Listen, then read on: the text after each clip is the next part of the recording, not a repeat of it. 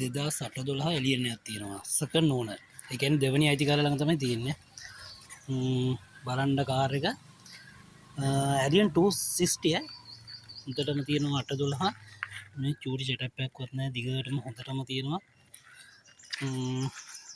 කෑගල්ල තියෙන්නේ. අද දවසේ දෙන්න තමයි නැත්තේ. අද දවසේ වගේ ගන්න මිලක් කියන්න. ඔන්න බලන්න බොඩි කන්ඩිෂන් කොහොමද කියලා මම පෙන්නන්නම්. මේ ඇතුළත තත්ත්වෙත් පෙන්නන්නම්. හොඳට කියනවා. මේ දුම් වාර්තා වල සියල්ලක්ම තියෙනවා. එතකොට ලයිසන් ටික අප්ඩේට් මේ සියල්ලක්ම තියෙනවා.